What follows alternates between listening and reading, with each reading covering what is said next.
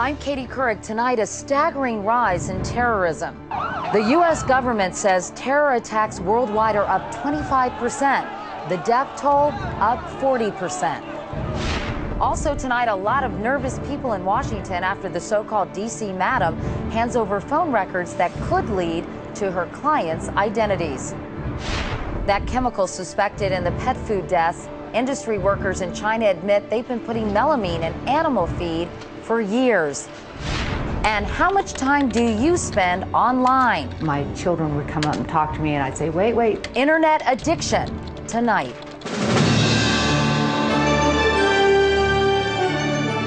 This is the CBS Evening News with Katie Couric. Hello, everyone. It's been almost 6 years since President Bush declared a worldwide war on terror after the 9/11 attacks. He used to say we were winning that war, but more recently, he's talked only of progress, pointing to the arrest of al-Qaeda leaders and reminding Americans there hasn't been a terror attack here since September 11th. But around the world, a very different story. A State Department report tonight says terror attacks worldwide are up sharply, along with the death toll. And Iraq leads the way by far. Here's David Martin. Figures compiled by the National Counterterrorism Center, the organization created to lead the war on terror, provide a discouraging answer to the question, are we winning? More than 14,000 terrorist attacks recorded in 2006, up 25% from the year before. More than 20,000 killed, up 40%. The number injured, up 54%. Nearly half the attacks occurred in Iraq. The vast majority of the victims were innocent civilians, and the majority of them were Muslims. Attacks on children were up more than 80%, if you can imagine, with more than 1,800 children killed or injured in terrorist attacks in 2006. The report claims tighter border controls have limited the movement of terrorists, but says al-Qaeda is changing its tactics. Instead of infiltrating teams like the 9/11 hijackers into a country, it now relies on homegrown terrorists for operations like the London Heathrow bomb plot against airliners. The report also notes a dangerous new tactic, putting chemicals into some of the bombs going off in Iraq. If you don't count the more than 900 U.S. troops killed last year, the number of Americans to die in terrorist attacks is relatively small, 28, mostly in Iraq. But in his 60 Minutes interview, former CIA Director George Tenet told of a plot to stage a gas attack on the New York City subway system that was called off by al-Qaeda's #2 man, Ayman al-Zawahiri, quote, because we have something better in mind. In an unaired portion of that interview, Tenet revealed what that something might have been. I've got people telling me in 2003 that al-Qaeda is looking for a Russian suitcase nuke in Saudi Arabia, and we're going to bring... There's no evidence al-Qaeda ever got one of those suitcase nukes. But there is evidence every day in Iraq that if it ever does, it won't hesitate to use it. David Martin, CBS News, the Pentagon. The British smashed a bombing plot linked to al-Qaeda, and in London today, 5 homegrown terrorists were convicted. Here's Sheila McVicker. They were cruel and ruthless, said the judge. They betrayed their country. The 5 British-born defendants were all found guilty of plotting a massive terror bombing campaign. We stopped a mass attack on the mainland by what we refer to as homegrown terrorists. That's a great success. We saved hundreds of lives, in my view. It was Britain's most intensive surveillance operation ever. Investigators bugged more than 90 phone lines, sifted through 27,000 hours of video and audio intercepts, and logged more than 33,000 hours watching the conspirators. The group bought hundreds of pounds of fertilizer, discussed bombing a shopping mall, and were taped talking about blowing up a nightclub. What were you planning to do there? Blow the whole thing up, right? The biggest nightclub in central London. Now, no one can even turn around and say, oh, they were innocent. Senior police officers said today they link the would-be bombers directly to al-Qaeda commander Abdul Hadi al-Iraqi, now in U.S. custody in Guantanamo. But today's sentences are little comfort to the families of the 52 people who died in the deadly attacks on London's transit system on July 7, 2005. That attack occurred more than a year after the fertilizer plot was first exposed. During that investigation, Britain's domestic security service, MI5, videotaped, followed home, and listened in on 2 of the men who ultimately became suicide bombers on July 7th. The head of MI5 said today it was impossible to follow up on everyone who appeared at the, quote, periphery of an investigation. But the families of the victims of 7/7 are demanding to know why British intelligence failed to act. Sheila McVicker, CBS News, London. Meanwhile, the head of the British Army said today Prince Harry will be going to Iraq. Last week, we reported the military was having second thoughts, fearing the prince might become a target for insurgents. But Harry is expected to ship out within a few weeks. Also today, the U.S. military announced that 4 American soldiers were killed in eastern Baghdad over the weekend, and a Marine died yesterday in Anbar province. Here at home, Virginia Governor Tim Kaine made good on his promise to close the legal loophole law that allowed Sung-Wee Cho to buy the guns he used in the Virginia Tech massacre. Kaine signed an executive order banning anyone from buying a gun if he or she has been ordered by a court to undergo mental health treatment, including outpatient treatment. There are a lot of nervous men in the Washington area tonight hoping a certain madam doesn't have their number. She has released her phone records, and Bob Orr has the story. In a city that runs on rumors and caters to clout, Deborah Jean Palfrey is an emerging force. The so-called D.C. Madam is accused of running a high-class prostitution ring, netting $2 million by providing call girls to the powerful and the connected. Now her phone records have customers shaking in high places. I would ask the press and the media to put aside the titillation of the who's who's list. Fat chance. After failing to sell the phone logs in an effort to raise money for legal fees, Palfrey now has given 4 years' worth of records to a national news organization, hoping reporters can match the numbers to names. Jean never kept a black book, she kept telephone records. And from those records, significant resources are required to call the identities of the individuals who are making the phone calls. Palfrey's hoping some of those individuals will be witnesses who can refute charges that she ran a sex-for-sale operation by phone from this house near San Francisco. The government charges Palfrey worked as a prostitution broker, putting callers from the D.C. area in touch with available escorts, more than 130 women over 13 years. So far, 2 of Washington's powerful have been outed as alleged customers. Deputy Secretary of State Randall Tobias, who resigned on Friday, and Harlan Ullman, a military consultant who helped create the shock and awe strategy for the Iraq War. The case is reminiscent of so-called Hollywood Madam Heidi Fleiss. She was accused of running a prostitution ring, servicing stars from the world of entertainment. Fleiss eventually went to prison for tax evasion. Now Palfrey is trying to beat her own rap. She denies trying to blackmail former clients, but makes no apologies for asking the media to help her identify her own customers. I must rely upon your acumen and talent here in the press and the media to uncover the truth. But in doing that, other big names could still emerge, so the Capitol now is waiting for the next high-heeled shoe to drop. Katie? All right, Bob Orr, thank you very much. In Cuba tonight, a lot of anticipation. Reports there say Fidel Castro may lead tomorrow's May Day celebration. He has been out of the public eye since he had intestinal surgery 9 months ago. Our chief foreign correspondent, Lara Logan, is in Havana.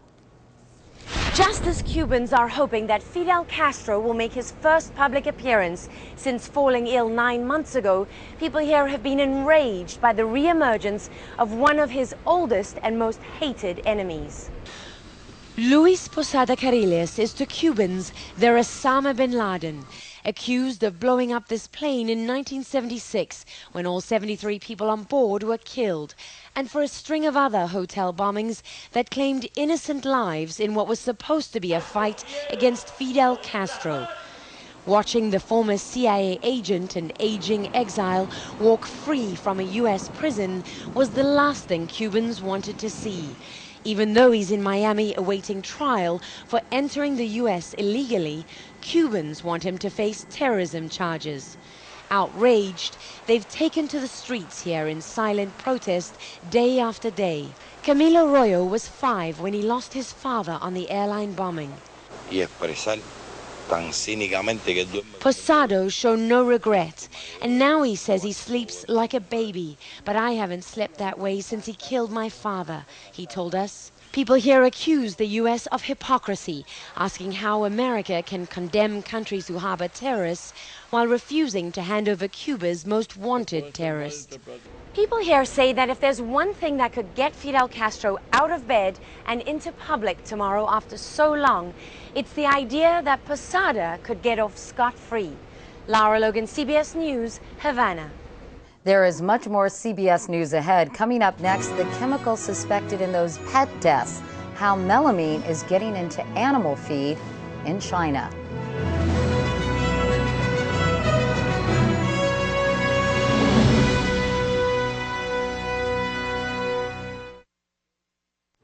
People in the animal feed industry in China are admitting it tonight. They've been using the chemical melamine as an additive for years to save money.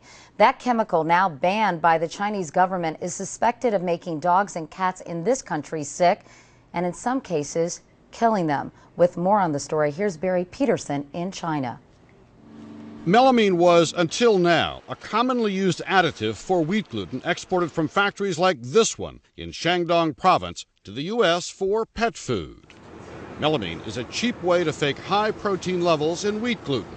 The Chinese government, moving to protect its multi-billion-dollar exports of fruits and vegetables, has now banned melamine and shuttered plants that may have used it. China insists every container with agricultural products is inspected. But the reality, experts tell CBS News, is that serious spot checks are rare. So buyers and even the government come here, perhaps the most sophisticated private lab in the country for checking foods, especially for pesticides, the #1 problem. Here they believe that foreign companies buying the goods have more leverage than the government. If I am a supplier in China, I'm going to react much more if my customer tells me I need to improve what I am doing and they want to make sure I am doing a safe job. Most farms are tiny, a third of an acre, selling to a world where every country has different regulations like how much and what kind of pesticide can be used. It's not just what Chinese farmers are putting on their crops. It's also what this country's industry is spewing into the air and dumping into the water that is threatening China's food supply. 10% of China's arable land is now badly polluted. Cities like this one let chemicals run in the streets and clog up the rivers. What's in those rivers is largely industrial, and that then is being used to irrigate crops. China wants to be food exporter to the world, an ambition that may falter if it cannot convince the world its products are as safe as they are cheap. Barry Peterson, CBS News, Shandong Province, China. Here at home, Delta Airlines emerged from bankruptcy protection today after a reorganization that took nearly 20 months. In that time, Delta slashed billions of dollars in costs. The first order of business for Delta's board, choosing a new leader to replace outgoing CEO Gerald Grinstein. Delta planes will also get a new paint job. Meanwhile, in California, the commuter headache that began this morning in the San Francisco Bay Area could last as long as several months. That word today from the chief engineer in charge of rebuilding the mangled ramps that connect Interstate 80 to 2 freeways near the Bay Bridge. Over the weekend, a gasoline tanker crashed and burst into flames. The fire melted the steel supports to an overpass, causing 2 roadways to collapse. Amazingly, the only person injured was the driver. Up next, step away from the computer, the modern-day addiction that can wreak havoc on your family. In Eye on Technology tonight, the dark side of the internet. Whether it's simple solitaire or multiplayer online games with names like Heroin Rare, and Evercrack, internet games can be every bit as addictive as the drugs they're sometimes named for. Science and technology correspondent Daniel Seberg begins our new series, Caught in the Web. That would be a lot of work for you, huh? To her son Josh, she's just Mom. In the small Arkansas town where she lives, she's Kay. But it took years for Kay Johnson to admit who she really is. A recovering addict. I'm a former gaming addict. She's not talking about gambling, but an addiction to computer games. For nearly 4 years, Kay immersed herself in a never-ending online adventure game called Final Fantasy. Players battle creatures, go on quests, and socialize with others. For Kay, it was all so alluring, she shut out the real world as her internet addiction took over. My children would come up and talk to me, and I'd say, wait, Mom's busy, I'll be done in just a minute, give Mommy another minute. Those minutes turned into hours as she played day and night. It was my world. It was everything that was anything to me. My kids, I loved them, and I would be there for them, but this is where all my time went. Show me. A problem, considering she has 2 teenage boys, one with special needs. It was my best friend at one time. Kay was playing online around 50 hours a week, but incredibly, her husband was playing even more. I have seen the side of my husband's face and the back of his head probably more than I've seen his face during most of our marriage. Because he was sitting at the computer all the time. He was sitting at the computer. Kay's husband declined to be interviewed on camera, but acknowledged both of them were obsessed by the game. She says they were so obsessed, they both stopped working, sending their finances into a tailspin. We would take the credit cards and pay like the electric, the light, the groceries, and the rent, and of course that adds up to a lot of money. Kay's case is extreme. Millions play similar online games, including me, and don't get addicted. Even so, many games are now coming with a warning, like this one, reminding players to have a life. In fact, internet addiction may soon become an official psychiatric diagnosis. Well, it turns out that internet addiction can be almost identical to other forms of chemical addictions. Dr. Eric Hollander treats impulsive behavior and says that some people's brains are simply wired in a way that makes them vulnerable to addiction. Whether it's alcohol, cocaine, or even the computer, quitting causes withdrawal. They can experience all kinds of uncomfortable physical sensations when they try to cut back on their internet usage. He prescribes counseling and sometimes antidepressants like Lexapro, mood stabilizers like lithium, and opiate blockers like naltrexone. But Kay quit cold turkey and took her anger out on the game. You actually took the gaming discs and did what with them? I crushed them. Kay has decided to file for divorce and is determined to remain game-free. She also wants to send a message that even what looks like child's play must be taken in adult moderation. Daniel Seberg, CBS News, Quitman, Arkansas. And Daniel has a lot more about addictions to online gaming on our website at cbsnews.com. And tomorrow here on the Evening News, online pornography in part 2 of our series, Caught in the Web. There's disturbing news about our children's dental health tonight, and it may make you reconsider how you feel about water from your tap. A government study out today says that after declining for 40 years, the number of preschoolers with tooth decay is actually on the rise. It's up to 28%. The study blames processed sugared snacks, juice boxes, and kids drinking bottled water rather than tap water, which contains fluoride. Coming up next, 2 familiar faces. Today, camera ready.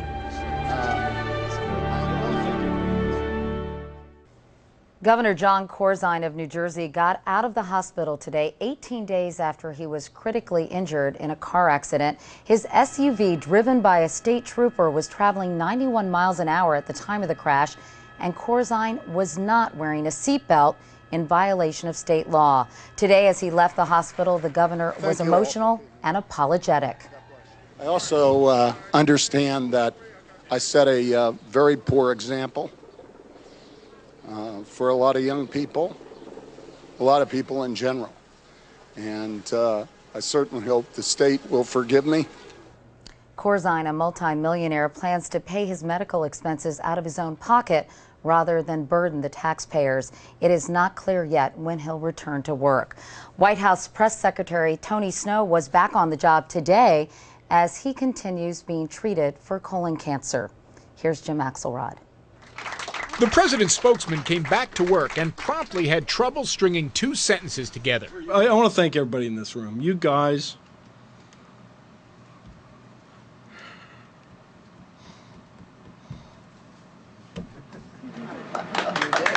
Sometimes silence is the most expressive form of communication. Anybody who does not believe that thoughts and prayers make a difference, they're just wrong. Tony Snow had been gone 5 weeks after surgery for colon cancer that had spread to his liver.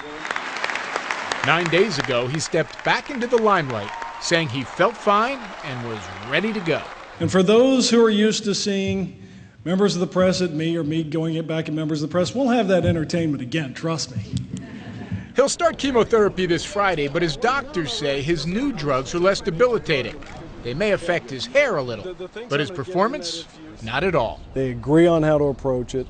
We're keeping close watch on it. We'll be really dogged and keeping an eye on things, and if something changes we need to adjust, we're going to adjust. At 51, on his second bout with cancer, you might think back to work is the last place Tony Snow would be headed. There's certain jobs that just give you a zest for everything you do, and this is one of them.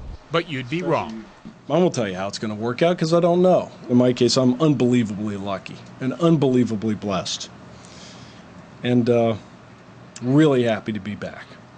If, as he puts it, the key to beating cancer is heart, then cancer best get ready for a whipping. Jim Axelrod, CBS News, the White House. And we all wish Tony the very best. That's the CBS Evening News. I'm Katie Couric. Thanks for watching. Good night.